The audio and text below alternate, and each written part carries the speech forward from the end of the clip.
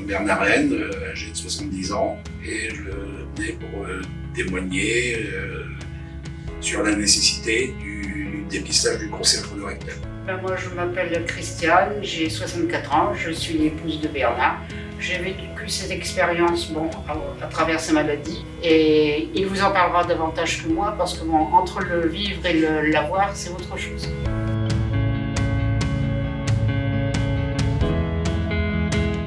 En 2019, j'ai dû subir une intervention au niveau d'une hernie ombilicale. Et ce qui s'est passé, c'est que la chirurgienne en charge de cette opération a eu la présence d'esprit de me faire dépister au préalable au moyen d'un hémoculte.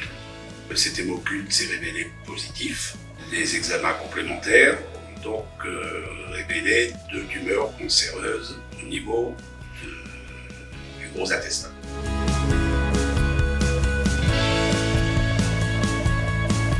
On vous l'envoie systématiquement tous les 2 ans. Il faut suivre le protocole, forcément.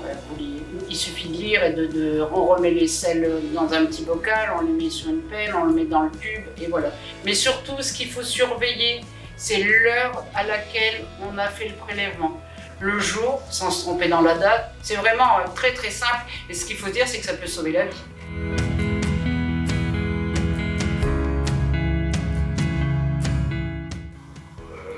J'avais dû sauter, normalement ça doit être tous les 2 ans je crois, j'avais dû sauter une année.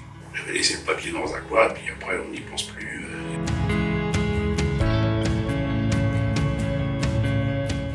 On a des craintes, c'est pour la suite des opérations, c'est-à-dire que quand on a détecté la présence de sang dans les selles au moyen de l'hémoculte, c'est qu'il faut passer à la phase 2, c'est-à-dire à la coloscopie. Et on se fait tout un monde de la coloscopie.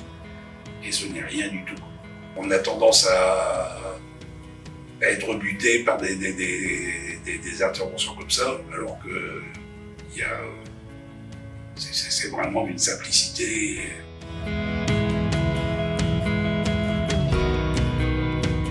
C'est très bien déroulé.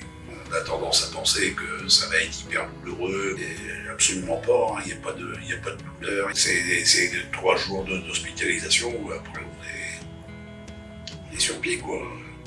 Au point de vue opération, au point de vue suivi, au point de vue infirmière, au point de vue... C'est vraiment incroyable.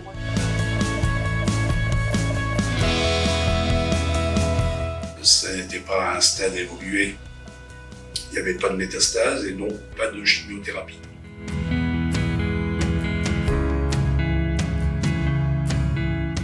Mais si je peux témoigner, c'est vraiment incroyable de voir la vitesse où il s'est remis. Le lendemain, il était sur pied. C'est-à-dire, j'ai un mari qui est passionné de nature et bon, c'est un mycologue, donc il va à Champignon très très souvent. Il me dit j'ai mal dans le dos et tout. Ben, je dis écoute, je peux pas faire grand-chose pour toi. Alors j'ai dit bon, ben, écoute, ça va aller. Puis d'un seul coup, je vois qu'il s'assied dans le lit, ce qui m'a énormément surpris. Je me dis qu'est-ce qui lui arrive. Alors il me dit bon, ben, plus que ça, je m'en vais à Champignon. Je lui dis ah. Il me dit oh, puis non, tout compte fait, je vais peut-être attendre demain.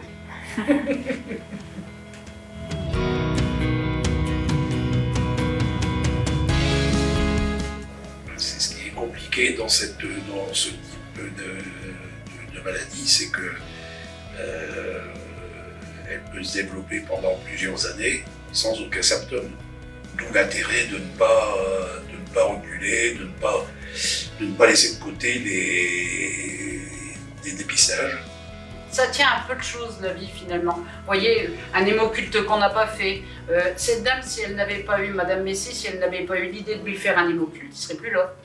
C'est pour ça qu'il ne faut pas en rater un seul. Ça prend quoi? Même pas, disons, une demi-heure. Avant, on avait tendance à se dire oh, encore un test, à force d'en faire, il n'y a jamais rien, ça ne vaut pas le coup de s'embêter avec ça et tout. Puis au bout du compte, maintenant, on se dit ben si, il faut les faire, justement. Et ça ne vaut pas le coup de limiter sa vie à un doute.